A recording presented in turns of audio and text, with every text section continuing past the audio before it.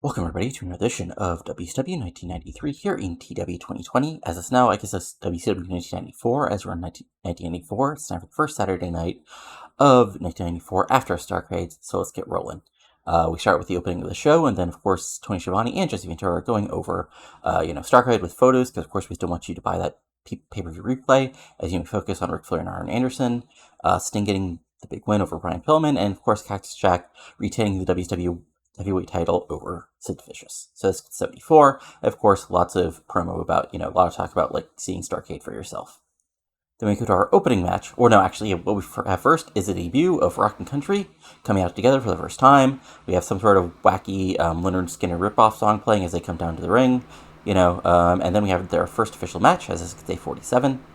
As in the ring, an extremely short match, Rock and Country defeat Raging Fury in 5:06, when Brad Armstrong pinned Fury with a side Russian leg sweep. This gets a 51. Brad Armstrong gets a 60. Marty Jannetty gets a 61, mainly because they have excellent chemistry teaming together, which is why this tag team exists, because I randomly put them together on a B show, and they had good chemistry, so there we go. They're now a tag team. Fury got a 27, Rage gets a 39, and a quick squash win for Rock and Country. As in, they have a quick promo where basically, they put over the fact, that, Marty says Brad's little country. Brad says Marty Jannetty's a little rock and roll, but now we're teaming together, and we're here to bring some, we're here to rock out, and, we're here to rock out the tag team division and rise to the top. 46, okay promo.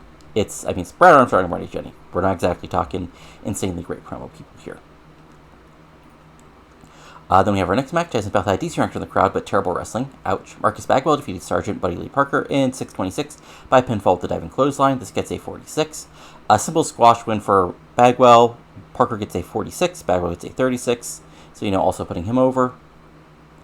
And then Bagwell celebrates to get to a 42. Again, just sort of, keeping him build up on the undercard until we figure out something more fun to do with him. Then in a decent match, Jacques Rougeau defeated Mike Graham in 6:35 by submission with a Quebec wrap. This gets a 57. Jacques Rougeau gets a 59. Mike Graham gets a 41. Rougeau wasn't on Starcade, so, but because he was just at that little bit under where I didn't have a match for him, but, he still probably has a bright future here in WCW, possibly, as the match overall gets a 57. And then Rougeau waves the flag afterwards to get a 49. Then we have Clash of the Champions hype, as the entries officially announced that the main event of the show, which will be in 2 weeks, because that's how Clash of the Champions roll, will be Cactus Jack and Sting teaming together to take on the International World Champion British Bulldog and Big Van Vader. So, the little graphic shows up for that, and that gets a 74. And then we go on to our next match, which is about that decent for the crowd, but subpar wrestling. Dustin Rhodes, JW Storm, and Van Hammer all team up to defeat Rip Rogers, Robbie V, and the Gambler in 8:32, and Van Hammer pinned Robbie V with slingshot suplex. This gets a 50. Gambler gets a 35. Robbie V gets a 41. Rip Rogers gets a 39. Van Hammer gets a 42. JW Storm gets a 61. Dustin Rhodes gets a 72. So just a quick squash win for the baby faces to put them back over, and then Storm Hammer play air guitar afterwards to a pop. 41. Solid stuff. Then we have a promo where basically Ted DiBiase comes out. He puts over the fact, that he is the richest, most successful man in World Champion Wrestling, and he personally got a visit from Ted Turner for him to come to WCW. They're both men who enjoy the finer things in life, and here on World Champion Wrestling, Ted, everybody has a price, and he's going to prove that one way or the other. 78, perfect solid promos. We get over, DiBiase is now in WCW. Then, in a decent match, Steven Regal defeated Shane Douglas in 11:51 by submission with a Regal stretch. This gets a 51. Regal gets a 55. Douglas gets a 46. Buddy Lee Parker was a Bad Roger agent, so just going to go ahead and fix that real quick. But overall, match gets a 51. Solid win for Regal. Okay, then after the match, Steven Regal, basically comes to the ringside area, and he says, "Last night at Starcade, it was a pathetic display by your so-called patriotic hero to steal that United States title away from me, the rightful champion. If Sergeant Slaughter truly is an honorable man, he will face me in a rematch, because after all, I had no time to prepare for him. But if I get another match, another chance at him ring, I will twist him apart, I will rip apart his limbs, and I will take back my United States title and bring it back to the Queen." 70, actually good promo for Regal. As we sort of, build up that, Sergeant Slaughter came in WCW and at Starrcade won the title from him and started putting that over. Then, in an interesting match, Road Warrior Hawk and Tsunami, the former John Tenta or Earthquake, teamed up to defeat Soen Savage and Max Payne in 10:03 when Tsunami pinned Soen Savage with a big splash. This gets a 55, and this was, obviously just sort of a back and forth brawl, and in the end, Tsunami gets the win. This gets a 65, Tsunami gets a 68, Payne gets a 44, and Soen Savage gets a 48. And then we move forward as Tsunami and Hawk have a quick promo where basically, Tony Schiavone asks them if they're a permanent team. And, Word Hawk says, "Oh, what a rush it is to have a partner right again, but no, we're not permanent. We're just here to kick butt and take names because we dine on danger and snack on death. And a man like Tsunami can cause a wave of destruction wherever he wants. Oh, yeah." A 60, perfectly solid promo. And then we have our main event, which gets a 77. As in a superb match, Rick Rude and Eaton and Benoit defeat Ricky Steamboat and Scorpio and Simmons in 15-12 when Rick Rude pinned Two Good Scorpio with Rude Awakening. This gets a 77. Eaton gets a 67. Benoit gets a 75. Rude gets an 81. Steamboat gets an 84. Ron Simmons gets a 73. And Two Gold Scorpio gets a 61. And yeah, really good match, as all 6 of these guys are really good workers, even Simmons. And they just go back and forth, but Rick Rude is just a little bit better and is able to get himself in the ring with Scorpio and hit the Rude Awakening and get the pinfall victory. Steamboat sort of does confronts him afterwards, says, why didn't you face him in the ring one-on-one? And Rude sort of pushes him back and does the hip wiggle. Steamboat comes back at him, not just for effect, their big feud for the US title last, a little over about 18 months ago, and they sort of have a stare down as we go to commercial. And this gets a 70, good stuff. Steamboat isn't the best promo guy in the world, but he's still really solid. Then we move forward to our sort of finishing thing to the show as Cactus Jack and Sting come out together. They both, put over celebrate the fact that, they won at Starrcade, but now they're on to bigger and better things. Sting, says, "It has come to my attention." Nope, that's not Sting. "It's come to my attention." Nope, It's come to my attention that Bulldog is walking around thinking he's big and bad because he managed to win the International World title at Starrcade. Well, brother, I've been a champion before. I've been world champion before, and I'll be world champion again. So if you think you're special, come and dance with me, man. And I'll give you a little preview of what's going to happen to you at Clash of Champions when me and this old crazy SOB team up to take you on and the big bad scary Vader. I fought you before, Vader, and I'll fight you again, and I'll take every hit from you and get back up. He doesn't sing how. Cactus Jack says,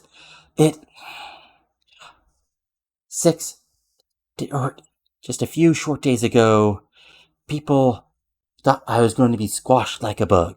But that's not true. Bang, bang, because I'm a little crazy. I'm a little wild.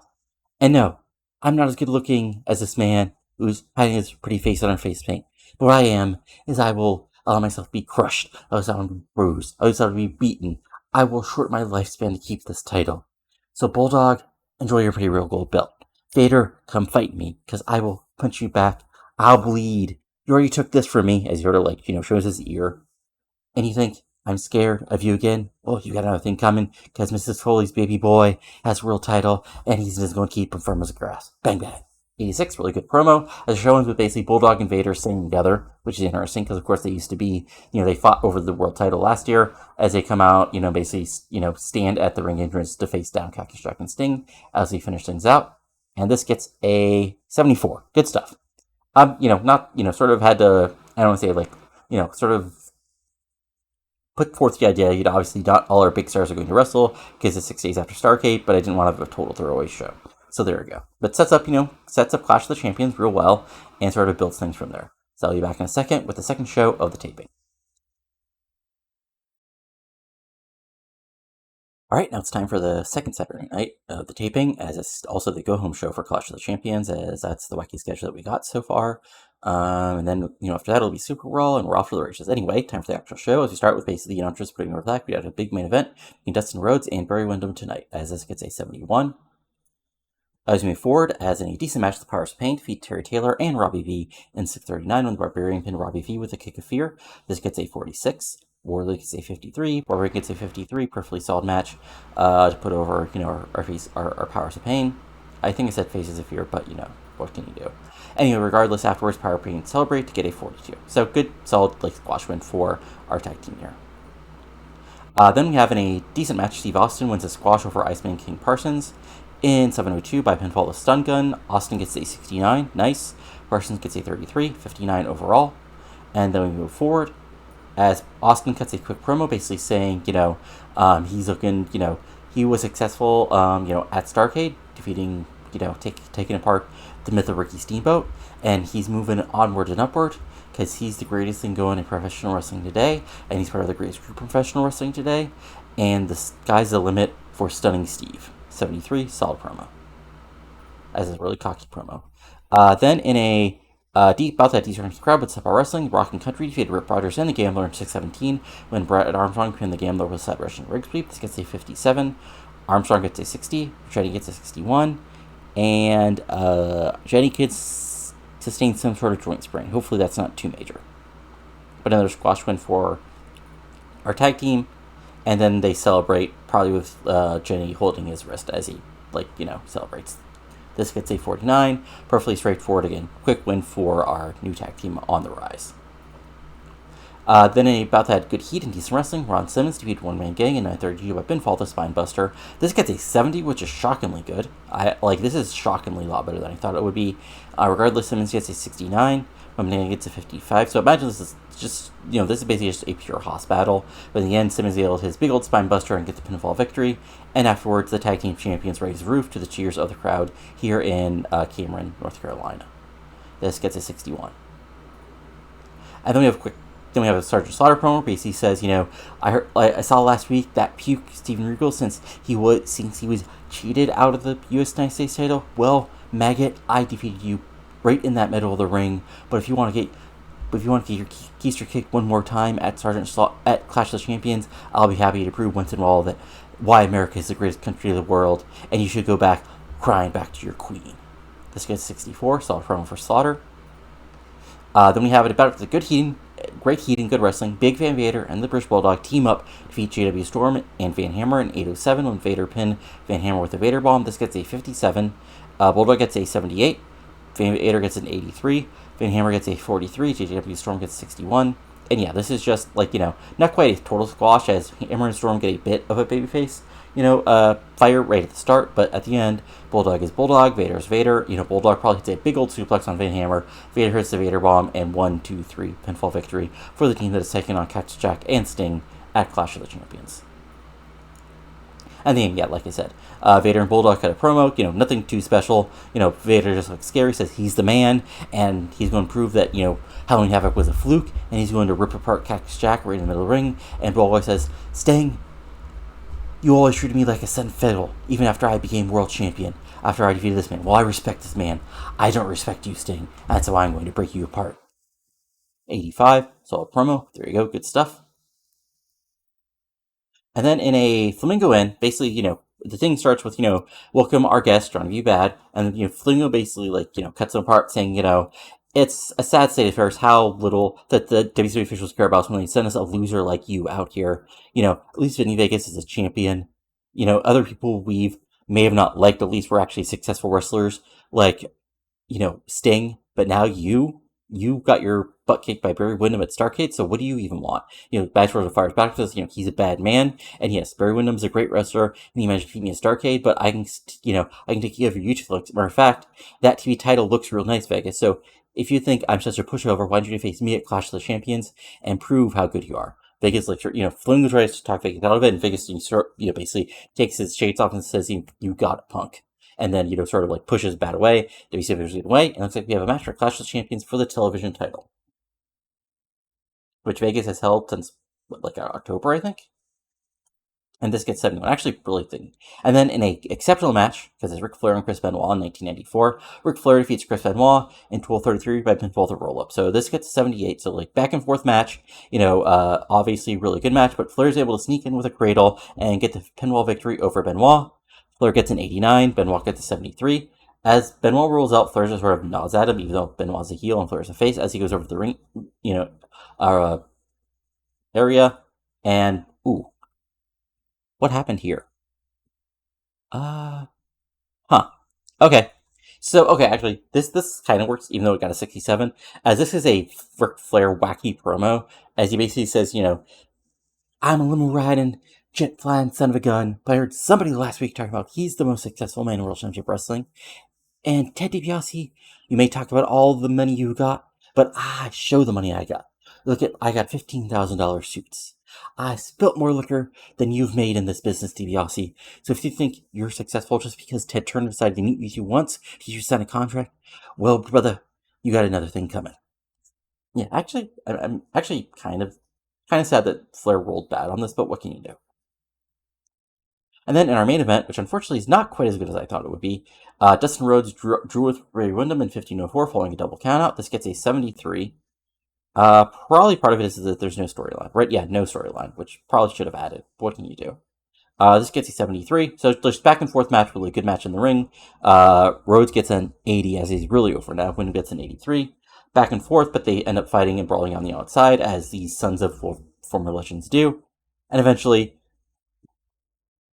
Horsemen coming down to basically lay down the beatdown on Rhodes, as is tradition here in professional wrestling, especially World Championship Wrestling. Horsemen beating down Rhodes is just part of the business. But after a moment, Tsunami and Rotary Hawk run down to make the save as the crowd pops, and sort of like chases the Horseman away and help Rhodes up, and then we got a stare down.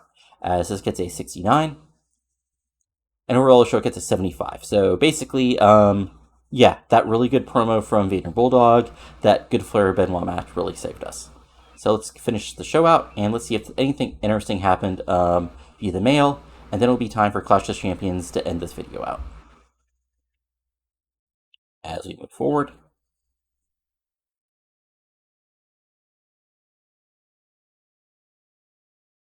Processing.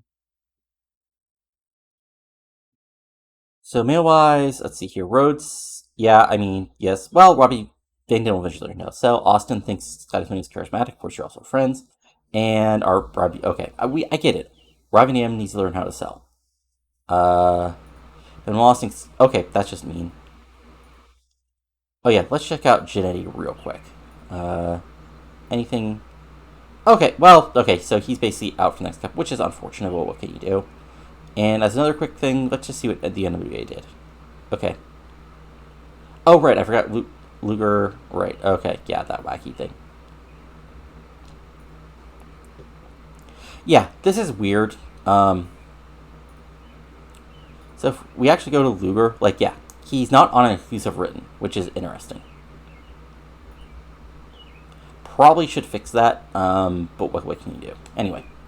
But I'll be back in just a second with Clash of Champions, so talk to you about that in just a moment, as we got, like, a couple big matches, as we got, Cactus Jack and Sting versus Vader and British Bulldog. I mean, you sort of probably figured this out, but, well, this 6-man of Rhodes, Tsunami, and Hawk taking on the Iron Horsemen, Slaughter versus Regal for the U.S. title, Vegas versus Bad for the TV title, and of course, it's Clash of Champions, so there'll be more. I'll be back with that in just a moment. Alright, folks, it's now time for Clash of the Champions in January in 1994, live from Raleigh, North Carolina, in front of 18,000 people plus, which is probably the most unrealistic thing, is WCW 1984 drawing 18,000 people, but what can you do? Regardless, we start off the show with Jesse, Dusty, and Tony going over the show, including Cactus Jack for Team Up with Sting to take on Vader and British Bulldog, and then in a big 6-man signed after the end of the last Saturday night, Dustin Rhodes team with Rogue Warrior Hawk and Tsunami to take on the Iron Horsemen team of Arn Anderson, Barry Windham, and Brian Pillman. So let's get rolling. They go over this, and that's at 72, and then we go to the ring for our opening match, which is an A-Buff. Had great heat and good wrestling. Ricky Steamboat defeated Jack Rougeau in 11:40 by pinfall to Devin Crossbody. This gets a 67. Steamboat gets an 84. Rougeau gets a 58. I can imagine this being a pretty straightforward, like, really good in-ring match. Just two solid veterans going back and forth, and Steamboat getting the big win. This gets a 67, like I said. And then afterwards, Recruit comes out, basically wiggles his hips, says, Steamboat, you've always been a piece of overrated trash. I'm the future of World Championship Wrestling and the present, and it's time for me to put you down like I should have done last year. Steamboat basically, fires back that you were never able to really beat me. So if you want a challenge, come and get it. And they sort of these videos sort of come down, keep them apart, but it looks like we've got a little mini feud brewing between Recruit and Ricky Steamboat, and this gets a 74. Good stuff. Then about like good heat and decent wrestling, Johnny B. Bad defeats Vinny Vegas in 8:45 by pinfall with a fast roll-up to win the WCW World TV title. So what I imagine this is basically, Vegas dominating with his power, Bad doing some comebacks, and in the end, like Vegas goes for a snake eyes, Bad rolls out of it, sends Vegas into the corner, and then does a victory roll type of thing to get a pinfall victory and win the TV title. Big win for Bad to end Vegas' long reign. This gets a 62, Vegas with a 57, and Bad with a 55. Quit booking side, basically, like, I want Vegas Lingo to basically go full-time as a team, and TV title was sort of getting in the way here. So give it over to an over babyface, and then we can go from there as far as the TV title. And then Bad celebrates the title, gets a 66. Good stuff. Then in a good match, Scorpion Simmons defeats Eden Benoit, 143. One twirled Scorpio pins Chris Benoit, Scorpio Splash. They retain the tag titles. This gets a 58, mainly because we got the 4th time penalty, which I, expected, but still ran it because even this is still a solid match. But yeah, this basically just blows off the little mini feud we had for the tag titles and, like, sort of really, makes Scorpion Simmons being the tag, like, whole tag champions as sort of definite. And honestly, like, Ian and Benoit aren't breaking up or anything, but sort of, they both might do their separate thing from now on. Anyway, afterwards, Scorpion Simmons raised Roof to a 64. Solid stuff. Then, in a bout that great heat and good wrestling, Sergeant Slaughter defeats Steven Regal in 9:46 by submission once again with a Cobra Clutch as he makes defense number 1 of his US title. This gets a 72. Slaughter gets a 69. Regal gets a 61. And again, this is just like, as you can see by a short amount of time, this is just, Regal trying to do his best, but Slaughter just overwhelming with power and moves. In the end, Regal tries to cheat, but Slaughter's ready for him, slams him down, locks in the Cobra Clutch, and there's nowhere for Regal to go. Again, this is sort of the blow off for this feud. Regal, I have plans for Regal, and, a plan for the US title in the future. And then Slaughter celebrates, gets a 70. And then we have a really good thing coming up, as basically what happens here is, Ric Flair comes down to the ringside area. He's quickly followed by Ted DiBiase. DiBiase basically says, I heard you wanted to talk to me, Flair. And Flair's like, yeah, because there's a miscommunication going on. You see, I'm the man here. I'm a 15-time world champion. I have the limousines. I have the jet flying. Meanwhile, the only world title, you had to buy it. DiBiase pushes back and says, well, you didn't have somebody getting in your way and dealing with officials who made it impossible to get a fair shot at the title. But regardless, you were riding around with loose women and wasting your money on liquor. I was making investments, which is why I have generational wealth. Well, you're blowing all your money, Flair. You want to talk about your nature boy? Well, you may be the nature boy, but I'm the man here in World Championship Wrestling here, and there's something, you better just get used to that. They continue to fight, and basically, of course, it's a brawl. Crowd pops for Flair, moves to DiBiase as officials get in the way, and it looks like, we have a little feud here going on. This gets an 86. And then we move forward, back coming from commercial, we have a quick promo from the Iron Horsemen basically saying, Dustin Rhodes, we know how we feel about Rhodes, as Brent Pillman just sort of laughs maniacally in the background. Hawk, we've took care of the Warriors before, now you're just on your own. And Tsunami, well, you know about ways, but the only thing we see is lots of blubber to destroy. 82, perfectly solid promo as we move forward to our semi-main event, which sort of got made on the fly. As we go to that, as any match that gets an 80, which is actually a lot better than I thought it was. And about that, have fantastic heat and great wrestling. The Iron Horsemen of Arn Anderson, Brian Pillman, and Barry Windham defeats Dustin Rhodes, Tsunami, and Warrior Hawk in 13:37 when Pillman pins Rhodes with a handful of tights. So basically how much is going to do a back and forth match. Hawk and Tsunami gets their hard spots, but Anderson cheats. Barry Windham does Barry Windham stuff, and in the end, like, Windham and Rhodes are not Windham. Windham basically, Rhodes is able to hit Windham with a huge bulldog, but Pillman comes in with the air Pillman, then wallps Rhodes with a chair or brass knucks or some sort of cheating thing, and then rolls up Rhodes with a handful of tights to get the 1, 2, 3 right in the middle of the ring. And let's see, Hawk gets a 66, Tsunami gets a 68, Rhodes gets a 75, Windham gets a 79, Pillman gets an 86, Arn Anderson gets an 83, and post-match Iron Horsemen celebrate to 68. And now it's main event time, so let's get rolling with that. As yes, an exceptional match, Big Man Vader and the British Bulldog defeats Cactus Jack and Sting in 1936 when Cactus Jack was counted out while fighting Vader. So this gets an 85, and again, big US pro style, big spectacle style main event as Bulldog and Sting, basically show off their power. Bulldog hits a big press slam, but Sting comes right back and hits a press slam on him. Bulldog hits a big vertical suplex. Sting, of course, still gets in a fight with Vader. Cactus Jack wallops on Bulldog. Bulldog fight back with his power moves, even hitting the running power slam on Cactus Jack, but Sting makes a save. This devolves down to a Pier 4. Sting and Bulldog are on the outside. Basically, like, Sting closes Bulldog over the top. And on the outside, Vader whelps Cactus with a big chair and then hits the huge powerbomb right on the outside. And Vader's able to roll in as Cactus Jack gets counted out. Like I said, this gets an 85. Sting gets an 83. Cactus Jack gets a 78. Bulldog gets an 80. Vader gets an 83. And then afterwards, Vader rolls in Cactus Jack, goes up to second rope, and squashes him with the Vader bomb. And then, basically speaks to the camera, "It's Vader time, and I'm going to win back my world title." Overall, show gets an 83. Good stuff. So let's see here. Let's give a hug to Pillman. Let's give a props to Pillman. Let's give props to Bulldog. And actually, let's give props to Regal, because that was a lot better match than I thought it was going to be. And let's see if there's any interesting mail or other stuff going on, and then we'll go from there. Like, no need to look at updates to, like, overness or anything, as, there's nothing special going on quite yet. But as this continues to load up, let's see here if anything interesting happened on that end. Okay, mail-wise, yeah, nope. Got decent viewing figures. Yeah, nothing special. Yeah, mail, households, yeah, okay. Yeah, so just a quick look. Creative, Sting, Flair, Brood, Pillman, DiBiase. Interesting that Cactus is even on here, but that's still not the end of the world. Who's hot? Brood, Flair, Benoit, Austin, Sting. But again, just a quick thing. So television title, yeah. Vegas had held the title since April.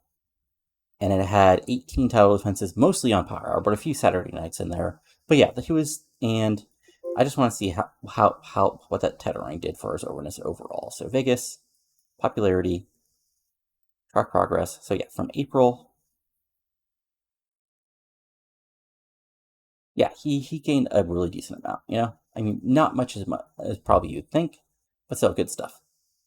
And yeah, 1983, yeah, fun times. But yeah, that's it for now. Next up will be Superbrawl, which I guess you guys can probably figure out a couple of the matches that are going to happen. But that's it for now. So if you enjoyed this, go ahead and give it a like, comment on when you're enjoying and not enjoying, and subscribe channel for lots of TEW 2020 content, including this series, my MLW 2005 series, and of course my long-running WCW 2001 series now entering 2004. But that's it for now. I'll talk to you later, and have a good one.